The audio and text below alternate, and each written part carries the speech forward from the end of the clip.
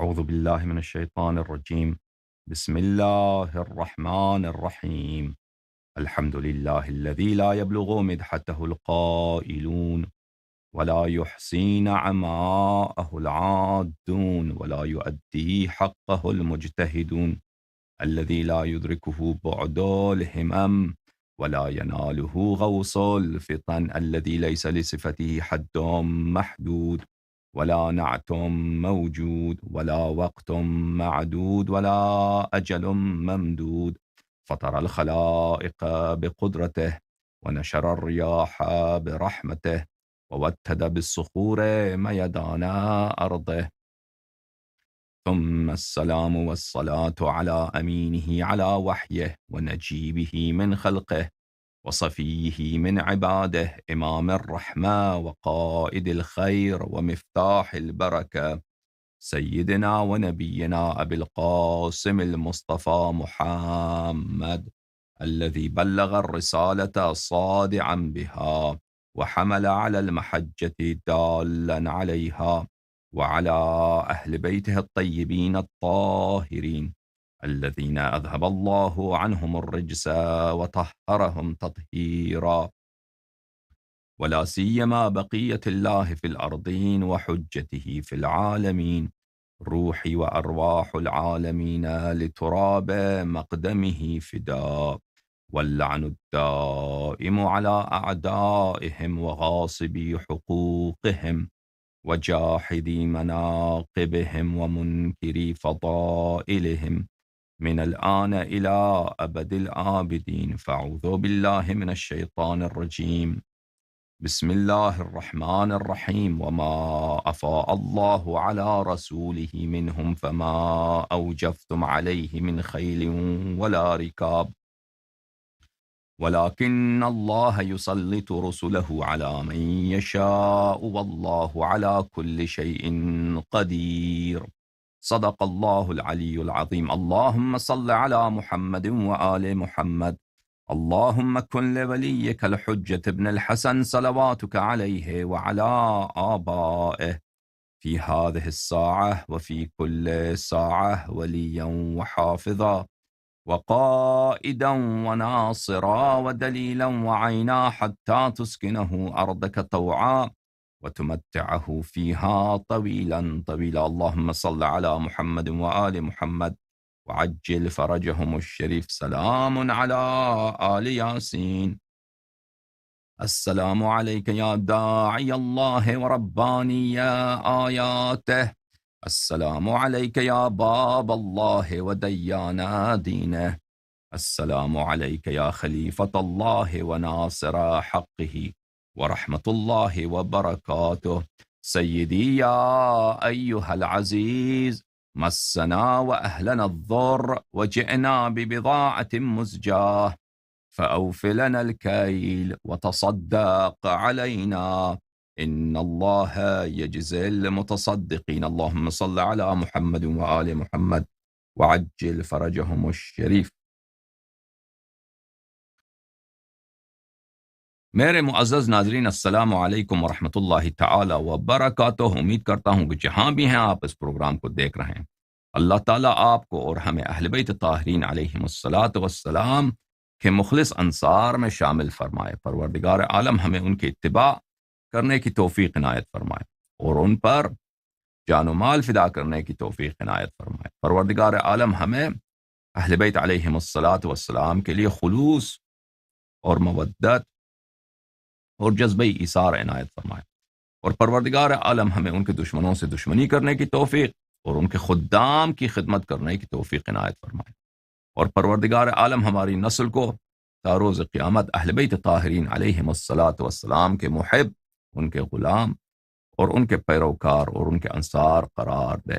پروردگار عالم کی بارگاہ میں دعا ہے کہ خداوند متعال ہمارے اموات کی بہت مغفرت کرے، ہمارے ماں باپ کی مغفرت کرے، اور ہمارے ماں باپ کے ماں باپ کے اور ان کے ماں باپ کے اور ان کے اموات ان سب کی مغفرت کرے، اور پروردگار عالم اپنی رحمت، اپنی غفران ان پہ نازل فرمائے، اور اہل بیت اطہار علیہم السلام کی دعائے خیر اور ان کی شفاعت اور رسول پاک صلی اللہ علیہ وآلہ وسلم کی رضا اور پناہ ہمارے اموات کے نصیب اور ہمارے نصیب فرمائے. اللہم صل علی محمد وآل محمد. یا اللہ یا اللہ یا اللہ یا ارحم الراحمین یا ارحم الراحمین یا ارحم الراحمین یا محمود بحق محمد ويا عالي بحق علي ويا فاطر السماوات والأرضين بحق فاطمة الزهراء ويا محسن بحق الحسن ويا قديم الإحسان بحق الحسين نسألك ونقسمك.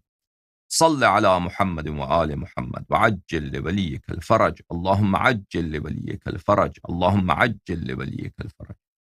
اللهم عجل لوليك الفرج. اللهم عجل لوليك الفرج. اللهم صل على محمد وآل محمد وعجل فرجهم الشريف. میرے محترم ناظرین، میں کوشش کروں گا کہ آپ کی خدمت میں ایک سیریز پیش کروں، اور خدا سے دعا ہے کہ اللہ تعالی ہمیں توفیق دے کہ اس سیریز کو انتہا تک پہنچا دیں موضوع فدق پر. تو انشاءاللہ تبارک و تعالی اس بحث میں ایسے حجج آپ کے سامنے پیش کیے جائیں گے جن سے اہل بیت علیہم الصلاۃ والسلام کا حق ہونا اور ان کا مظلوم ہونا، اور غاصبین خلافت و غاصبین فدق کے ظالم ہونے، اور ان کا ستمگر ہونا، اور ان کا دین میں صاحب بدعت ہونا، اور مفتری علی اللہ اور مفتری علی الرسول صلی اللہ علیہ وآلہ وسلم ہونا ثابت ہو جائے گا انشاءاللہ تبارک و تعالی، اور بحث بہت واضح ہوگی، اور اس میں فرار کا کوئی راستہ انشاءاللہ، اگر اللہ نے چاہا، اگر وقت ہوا کہ ہم یہ باتیں آپ تک پہنچا سکیں، انرجی رہی، وقت رہا، تو یہ انشاءاللہ تبارک و تعالی اس میں حجج ہمارے پاس بہت ہیں. یہ مذہب حق کا یہ فخر ہے. اس مذہب سراسر نور ہی نور ہے. ہم ذکر کرتے ہیں اہل بیت علیہم الصلاۃ والسلام تو نور کا نزول شروع ہوتا ہے. اللہ جانتا ہے، اللہ جانتا ہے، پروردگار جانتا ہے. جب ہم جو ہی نیت کرتے ہیں کہ ہم سیدہ سلام اللہ علیہا کی مظلومیت بیان کریں تو برکات کا نزول ہوتا ہے. ایک عجیب روحانیت، نورانیت مجلس پہ چھا جاتی ہے، اور یہ اعجاز ہے اہل بیت علیہ السلام. یہ اعجاز ہے سیدہ کا سلام اللہ، سیدہ نساء اہل جنہ.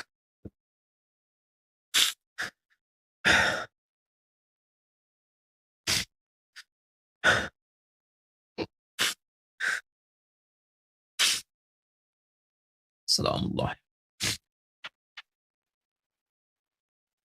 ہمارے نبی کی بیٹی جن کے متعلق رسول اللہ صلی اللہ علیہ وآلہ وسلم نے فرمایا کہ میری بیٹی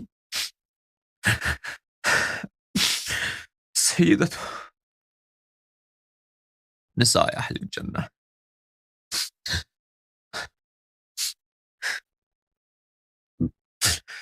پہلے دل کرتا ہے پہلے خوب رو لیں، پھر فدق کا بحث شروع کر.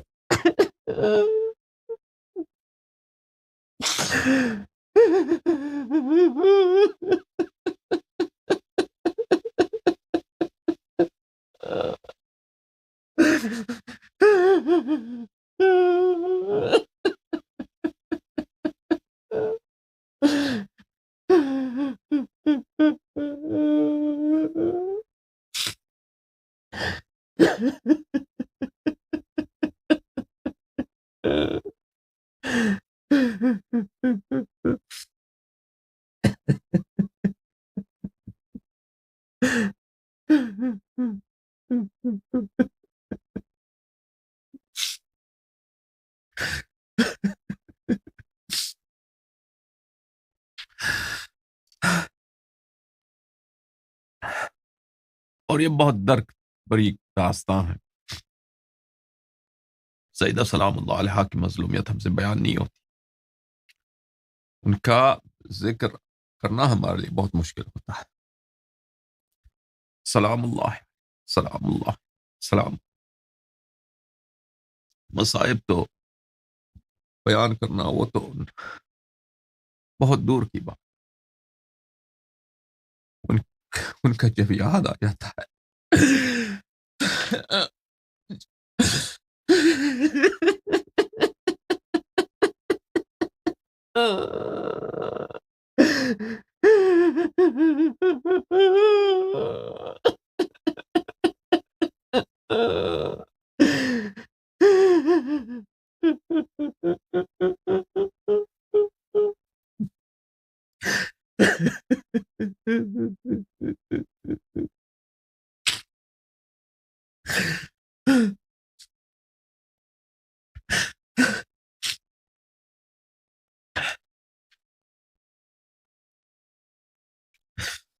یا حسین.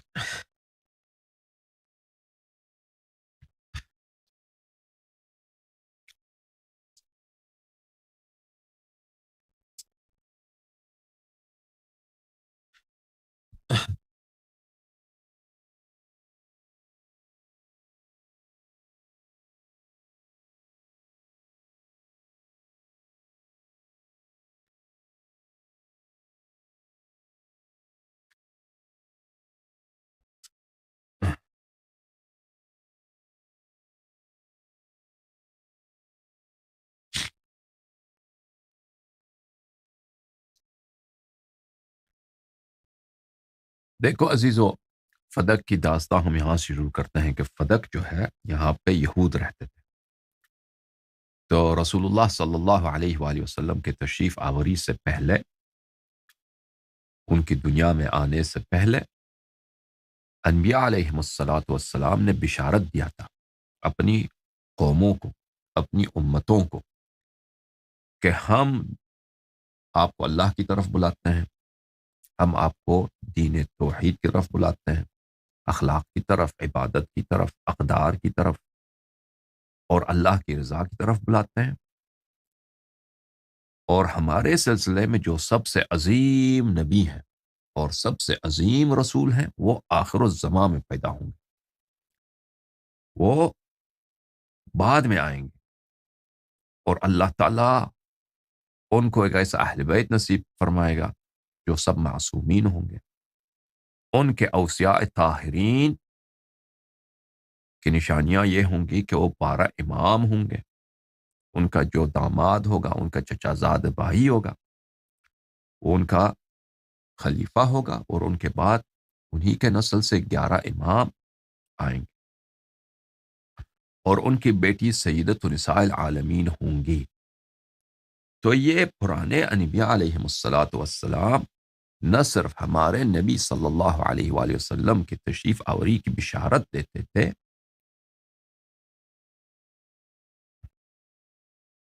اب وائس پھر خراب ہے تو میں آپ سے معذرت کرتا ہوں کہ اگر ڈیلے ہے تو یہ میں سمجھا تھا کہ یہ ٹھیک ہو چکا ہے. ہم نے ٹیسٹ بھی کیا تھا پروگرام سے پہلے. تو یہی ہوتا ہے جب لو بجٹ پروگرام پیش کیا جاتا ہے نا، تو یہی ہوتا ہے لو بجٹ پروگرامز کا یہ پرابلم ہوتا ہے کہ کبھی کبھی وائس خراب ہوتا ہے. ٹھیک ہے نا، تو آپ برداشت کرو.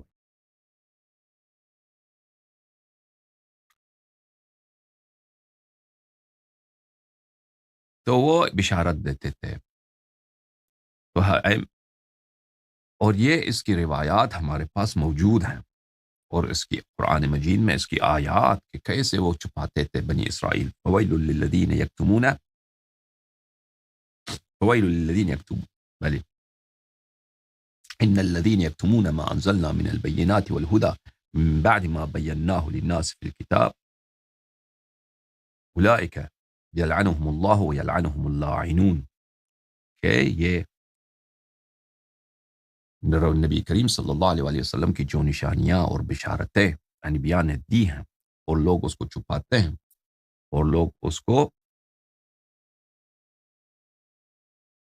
اس کو مخفی رکھتے ہیں، تو اللہ کی ان پر لعنت ہے. اللہ تعالیٰ کی ان پر کیا ہے؟ لعنت.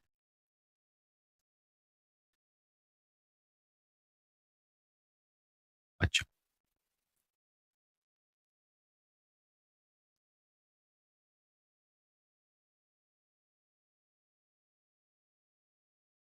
ایک منٹ میں ایک وقفہ لے لیتا ہوں تاکہ میں کوشش کروں کہ وائس کو ٹھیک کر کیا جائے اگر ہو سکے.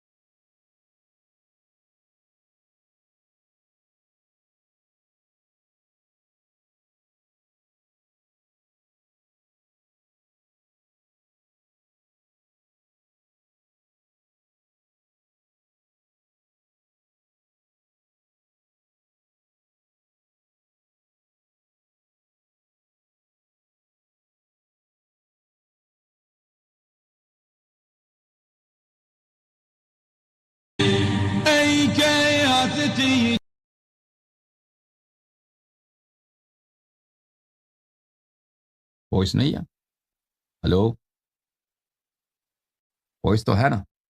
وائس آ رہی ہے بھائی؟ میری آواز ہے بھائی؟ آواز تو مجھے نظر آ رہی ہے، آواز ہے میری؟ Voice okay? وائس صحیح ہے؟ سنک کیسا ہے سنک؟ بسم اللہ بسم اللہ بسم اللہ، ونک سنک ہو گئی آواز یا سنک نہیں ہوئی؟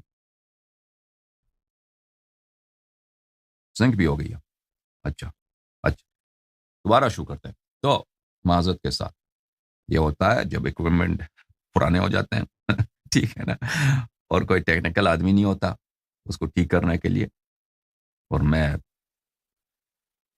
کیونکہ یہ اسٹوڈیو کا کام بڑا کمپلیکیٹڈ ہوتا ہے۔ تو بہرحال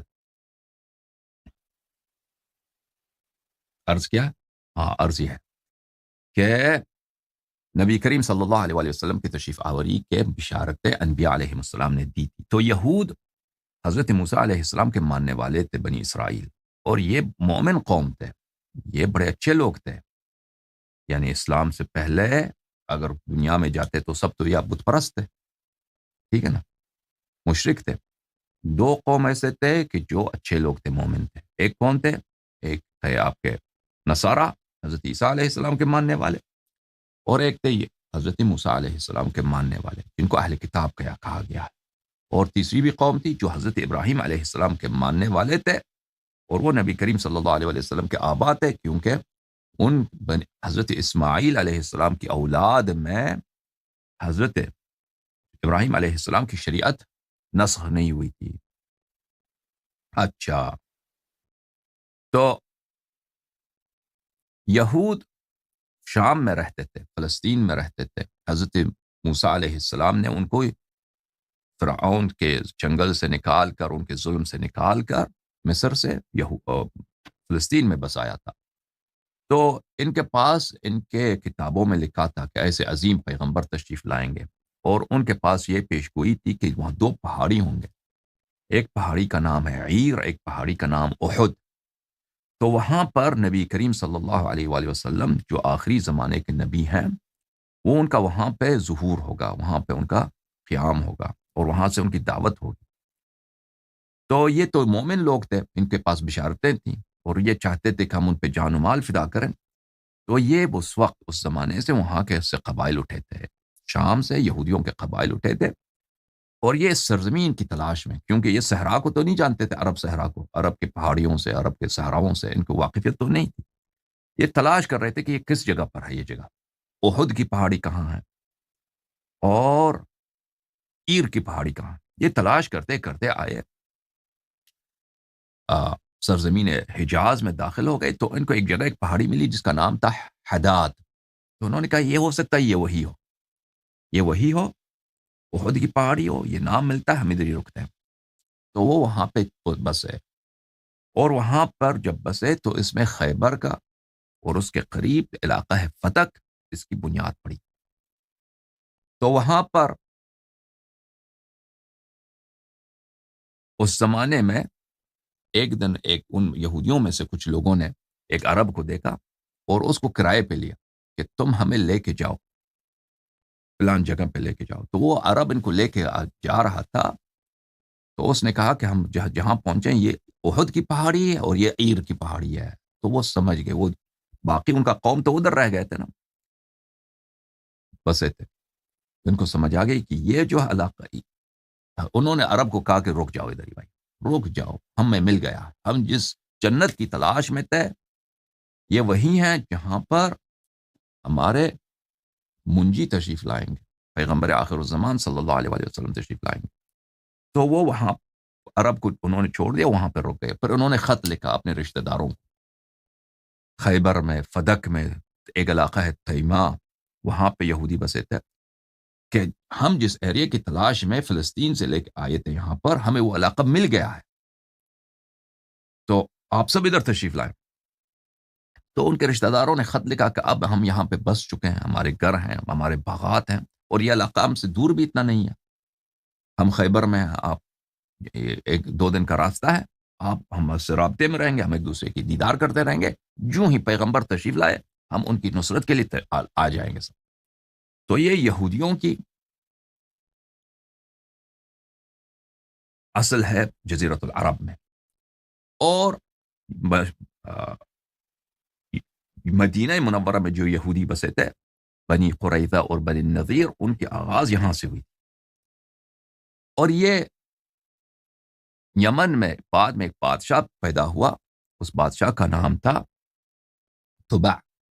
یہ بادشاہ طبع جو تھا، اس کو پتہ چل گیا کہ یہاں پہ عرب کی سرزمین میں کچھ یہودی رہتے ہیں، ان کے پاس بڑے پیسے آ گئے ہیں، تو اس نے ان کو تنگ کرنا شروع کیا، لشکر لے کے آیا، اور یہودی کیونکہ خیبر میں، فدق میں، حصون میں رہتے تھے، قلعوں میں رہتے تھے، تو اس نے ان کا محاصرہ کیا، اور یہ یہودی بڑے نرم دل تھے اور بڑے اچھے لوگ تھے۔ ان کو جب دیکھا کہ اس کی فوج جو ہے، یہ طبع کی جو فوج ہے، ان کے پاس ان فوجوں کو یہ اچھا کھانا نہیں دیتا، تو وہ رات کی تاریکی میں ان فوجیوں کو وہ کھجور دیتے تھے، کچھ کھانا دیتے تھے، ایسے صدقات دیتے تھے۔ تو طبع کو، بادشاہ کو پتہ چل گیا کہ یہ جو لوگ ہیں یہ تو بڑے اچھے لوگ ہیں، یہ میرے فوج کو اس طرح کھانا کھلاتے ہیں، تو اس نے کہا کہ ہماری آپ سے دوستی ہے، کیونکہ آپ اچھے نیک لوگ ہیں، خدا ترس لوگ ہیں، تو ہم آپ سے نہیں لڑتے ہیں، تو آپ بتائیں کہ ادھر آئے کیوں آپ لوگ، آپ کا تو اصل سرزمین شام میں ہے ادھر۔ تو یہودیوں نے ان کو بتایا، بادشاہ کو بتایا کہ یہ ہم اس لیے آئے ہیں یہاں پہ پیغمبر تشریف لائیں گے، ہم ان کی انتظار میں۔ حضرت موسیٰ علیہ السلام نے نشانیاں بتائی ہیں، حضرت یوسف علیہ السلام نے نشانیاں بتائی ہیں، حضرت عزیر علیہ السلام نے نشانیاں بتائی ہیں، حضرت یعقوب علیہ السلام نے نشانیاں بتائی ہیں۔ انہوں نے ہمیں تاکید کیا ایک پیغمبر یہاں پہ تشریف لائیں گے، عرب میں، اس سرزمین میں، دو پہاڑیوں کے درمیان، عیر اور احد کے پہاڑیوں کے درمیان، تو ہمیں ان پر ایمان لانے کا فریضہ ہے اور ان کی نصرت کا فریضہ ہے، تو ہم اس لیے یہاں پہ آئے۔ تو اس بادشاہ نے کہا یہ تو بہت اچھی بات ہے، اگر وہ پیغمبر تشریف لاتے ہیں تو میں بھی ان کی نصرت کروں گا۔ تو اس نے کہا کہ میں اپنے کچھ سپاہیوں کو یہاں پہ رکھتا ہوں آپ کے ساتھ، تو اس نے مدینے میں اپنے کچھ سپاہیوں کو رکھا، اور وہ اس سے قبیلہ خزرج اور قبیلہ اوس، اس کی آغاز ہو گئی، جو انصار کے قبائل تھے۔ اور پھر یہ وقت گزرتا گیا، یہ ان لوگوں کی آبادی بڑھ گئی، اور یہ جو اوس اور خزرج کے جو لوگ تھے، یہ یہودیوں پہ ظلم کرتے تھے، کیونکہ یہ تو بت پرست تھے، اور یہودی تو مسلمان تھے، مومن تھے، وہ اپنی شریعت کے پابند تھے، صوم و صلات کے پابند تھے، شریعت ان کے بھی نسخ نہیں ہوئی تھی، تو یہ ظلم کرتے تھے ان پر، ان کے اموال اٹھاتے تھے۔ لیکن یہود ان کو کہتے تھے کہ تم ابھی ہم پہ ظلم کرتے ہو، لیکن ہم آپ کو بتاتے ہیں کہ ہماری فتح تم پر ہوگی۔ یہود عربوں کو کہتے تھے کہ ہم تم پہ فتح کریں گے، کیونکہ پیغمبر جب آئیں گے ہم ان کی بدولت ان کی نصرت کریں گے، اور وہ آپ سب ہماری اتباع کریں گے، کیونکہ وہ سمجھتے تھے کہ یہ پیغمبر بھی ظاہراً مثلا ان کے سپورٹ، یہودیوں کی سپورٹ کرے گا، وہ اس طرح۔ تو یہ قرآن میں آیت ہے، ملاحظہ فرمائیے، قرآن مجید فرقان حمید میں آیت ہے، آیا ہے سورہ مبارکہ بقرہ میں آیا یہ ہے، آیا نمبر 89 ہے، اس میں ارشاد رب العزت ہے وَلَمَّا جَاءَهُمْ كِتَابٌ مِّنْ عِنْدِ اللَّهِ مُصَدِّقٌ لِمَا مَعَهُمْ۔ یہ جو یہودی ہیں، یہ تو نبی کریم صلی اللہ علیہ وآلہ وسلم کی بشارت کی وجہ سے، ان کی خوشخبری کی وجہ سے، ان کی نصرت کے لیے آئے تھے، شام سے مدینہ آئے تھے، اور شام سے جزیرۃ العرب میں، فدق میں بسے ہیں، خیبر میں بسے ہیں، تیمہ میں بسے ہیں۔ جب اللہ کی جانب سے کتاب آیا، مصدق لما معہم، اور یہ کتاب ایسی کتاب کہ قرآن مجید تورات کو جھٹلاتی نہیں کہ تورات جھوٹ ہے، بلکہ تورات کی تصدیق کرتی ہے کہ واقعاً تورات اللہ کی جانب سے نور ہے، ہدایت ہے، ٹھیک ہے نا، ان کے دین کی تائید کیا۔ وَكَانُوا مِن قَبْلُ يَسْتَفْتِحُونَ عَلَى الَّذِينَ كَفَرُوا، اور یہ یہودی، ان کا انداز یہ تھا، ان کا کام یہ تھا کہ سابقاً یستفتحون، یہ اپنی فتح کی خبر دیتے تھے۔ عربوں سے جب ان کا جھگڑا ہوتا تھا، عرب ان کا مال چھینتے تھے، ان کو مارتے تھے، تو یہ کہتے تھے کہ تم انتظار کرو، ہم فتح ہماری ہوگی، ٹھیک ہے نا. کفار پر وہ اپنی فتح کی خبر دیتے تھے. کفار کون ہے؟ مدینے میں بسنے والے جو عرب ہیں، اوس و خزرج. فلما جاءهم ما عرفوا، اب کیا ہوا؟ پیغمبر صلی اللہ علیہ وسلم تشریف لائے. فلما جاءهم، تشریف لائے. ما عرفوا، وہ نبی ما عرفوا، اس نبی کو پہچان گئے، خوب پہچان گئے. یہودیوں کے پاس جو نشانیاں تھیں نا، الذین آتیناہم الکتاب یعرفونہ کما یعرفون ابناءہم. اللہ تعالیٰ کا ارشاد ہے فرقان حمید میں، قرآن مجید میں، کہ اہل کتاب ہمارے نبی صلی اللہ علیہ وآلہ وسلم کو اس طرح پہچانے. نشانیاں ان کے پاس اتنی واضح نشانیاں، بشارتیں تھیں کہ جس طرح آپ اپنے بیٹے کو جانتے ہیں. آپ کا بیٹا، آپ اس کو کنفیوز کر سکتے ہیں کسی اور سے، ہے نا، کہ یہ وہ آپ کا بیٹا یا کوئی اور ہے؟ نہیں، اپنے بیٹے کو ہر ایک جانتا ہے. ٹھیک ہے نا. آپ کا جو بیٹا ہے اس کی آواز جانتے ہیں، اس کا قد و قامت جانتے ہیں، اس کے چہرے سے، بلکہ اس کے بو سے، اس کے کپڑے پہننے انداز سے، ہر طرح سے اس کو جانتے ہیں آپ. وہ کبھی کنفیوز نہیں ہوتے آپ.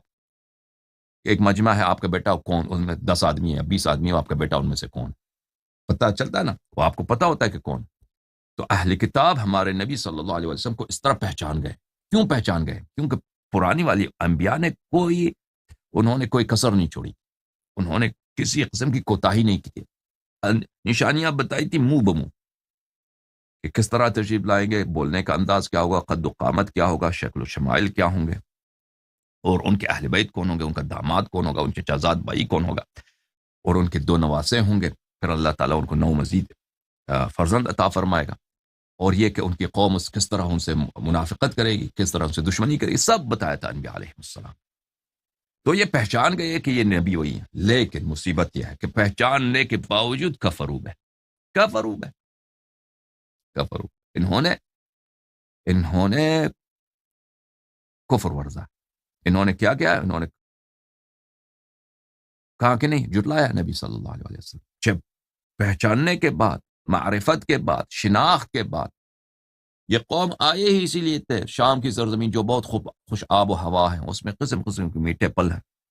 ٹھیک ہے نا. بہترین، دنیا کے بہترین علاقوں میں سے آب و ہوا کے لحاظ سے شامات کا علاقہ ہے. لبنان جو ہے آپ کا، یہ جو فلسطین ہے، یہ آپ کے دمشق ہے، یہ آب و ہوا کے لحاظ سے دنیا کے بہترین علاقوں میں اس کا شمار ہوتا ہے. پھل فروٹس وہاں پہ جو ملتے ہیں، پیداوار جو وہاں پہ ہوتی ہے، وہ اس کو چھوڑ کے یہ آئے تھے عرب کے صحراؤں میں. اب اتنا مشکلات برداشت کی ہے. اب جب نبی صلی اللہ علیہ وسلم تشریف آئے، پہچان بھی گئے یہ نبی ہے، بس گمن میں، ٹھیک ہے نا، تعصب میں کم. کیا بھائی ان کیا ہوا تھا کہ ان کے، یہ میں آپ کو بتاؤں کہ کیوں یہ ان کو پتا تو چلا تھا کہ یہ پیغمبر ہے. تو یہودیوں نے، انہوں نے، اور نصارہ نے بھی کیوں انکار کیا تھا؟ آپ کو پتا ہے اس کی وجہ یہ ہے کہ ان کے علماء، ان کے جو دینی رہنما تھے، یہ بہت کرپٹ ہو گئے تھے. کیونکہ یہ لوگوں سے تو پیسے لیتے تھے بھائی، مختلف بہانوں سے، کہ یہ صدقہ دے دو، زکوٰۃ دے دو، خمس دے دو، فلان دے دو. فنڈز تو آتے تھے بھائی، وہ اپنے عبادت گاہ میں خطبہ پڑھ رہے ہیں، اس کے بعد پیسے جمع کرو بھائی. اب ان کے پاس پیسے تو آتے رہتے تھے. اب انہوں نے دیکھا، ان کے جو لیڈرز تھے، کہ اب پیغمبر آئے ہیں، اگر ہم کہہ دیں کہ پیغمبر یہ ہے، تو یہ ہمارا سارا دکان تو بند ہو جائے گا، کاروبار بالکل بند، اور ہمیں اور دھندا تو آتا نہیں. ان کے علماء نے، ان کے مراجع نے کہا تھا کہ ہمارے پاس، ان کے مفتیوں نے، ہمارے پاس تو کوئی اور کام ہی نہیں ہے، ہمارے پاس ایک ہی ہے کہ ہم تورات پڑھتے ہیں، لوگوں کو تورات سناتے ہیں. وہ جو ان کی شریعت ہے کہ نماز اس طرح ہے، روزہ اس طرح ہے، ان کی شریعت ہے نا، حلال و حرام کے جو احکام ہیں، ان کو سکھاتے ہیں. اور اگر ہم یہ کہہ دیں کہ نہیں، اب یہ سب منسوخ ہے بھائی، ختم، یہ دندہ ختم، یہ شریعتی بات ہے، وہ پیغمبر آئے اس کی تصدیق کر، تو پر ہم کہاں جائیں؟ تو یہ ایک دو راہی میں قرار پائے ان کے جو لیڈرز تھے کہ نبی صلی اللہ علیہ وسلم کی تصدیق کریں تو دنیا کو چھوڑ دیں. اپنی لیڈرشپ سے، ریاست سے، لوگوں کا احترام ہے، عزت ہے. ٹھیک ہے نا. جب اب دیکھیں ابھی ہر معاشرے میں جو بڑے مذہبی لیڈر ہوتے ہیں، ان کے کتنی ان کی عزت ہوتی ہے. مثلا اسماعیلیہ جو ہے، آغا خان کی کس طرح عزت کرتے ہیں، صحیح ہے. یا مثلا بریلویوں کا جو بڑا لیڈر ہے، اس کی وہ کس طرح عزت کرتے ہیں. اب اس کو اگر پتہ بھی چل جائے نا بریلویوں کے لیڈر کو کہ شیعہ مذہب آقا ہے، وہ تو کبھی اعتراف نہیں کرے گا کہ کیوں؟ کیونکہ اس کو ہر چیز سے ہاتھ اٹھانا پڑے گا. یا مثلا بہروں کا جو امام ہے، یا مثلا مراجع ہیں نجف قم کے، جس طرح بھگوان ہوتا ہے نا، اس طرح پوجا کی جاتی ہے. وہ تو بھئی ان کو پتہ بھی چل جائے کہ یہ باتیں مرجعیت وغیرہ ولایت فقی باطل ہے، وہ کہاں اعتراف کریں؟ ابھی ہمارے علماء سب کو پتہ ہے، جن تک میری بات پہنچی ہے وہ سب جانتے ہیں کہ ولایت فقی، مرجعیت، اجتہاد، یہ سب جھوٹ ہے، یہ سب جھوٹ ہے، یہ سب بناوٹی ہے. لیکن ان میں یہ جرأت نہیں ہے. وہ کس لیے؟ وہ بہت واضح ہے. اسی وجہ سے کہ احبار نے، رہبان نے جس طرح نبی کریم صلی اللہ علیہ وسلم کی تکفیر کی تھی اور ان سے کفر ورزا تھا اور کس طرح ان کا انکار کیا تھا، اسی لیے یہ بھی آج بھی دنیا کی لالچ میں اعتراف کرنے کو تیار نہیں ہے. وَإِلَّا سیستانی کو بخوبی پتہ ہے. میں نے آج سے 6-7 سال پہلے تقریرات کا سلسلہ شروع کیا تھا عربی زبان میں تقلید پر، تو اسی زمانے میں میرے تقریرات کے 8-9 مہینے بعد سیستانی نے کتاب چھپا تھا. وہ اس نے اپنا نام لے لکھا تھا، اس نے اپنے تقلید پہ اس نے پرائیویٹ دروس دیے تھے، اور اس کے بیٹے نے محمد باقر نے یہ کتاب لکھا کہ تقلید پر شبہات کا جواب عربی زبان میں. اور اس کے نیچے اس نے لکھ دیا مؤلف کی جگہ پر احد اساتذۃ الحوزۃ العلمیہ فی النجف الاشرف، حوزہ علمیہ نجف اشرف کے استادوں میں سے ایک استاد، اپنا نام جو لکھنے کی جرأت نہیں ہے کہ یہ کتاب لکھنے والا ہے سیستانی. ٹھیک ہے نا. اس نے میرے رد، لیکن اللہ جانتا ہے اس کتاب کو دے، اس نے میری ایک بات کو بھی نہیں رد کر سکا. اس طرح نہیں کہ ان لوگوں کو نہیں پتا، یہ لوگ اچھی طرح میرے مباحث کو انہوں نے فالو کیا ہے اور رد کرنے کی کوشش کیا، رد نہیں کر سکے، فیل ہو گئے. تو 21 راستے سے آ گئے، یہ ایجنٹ ہے. تو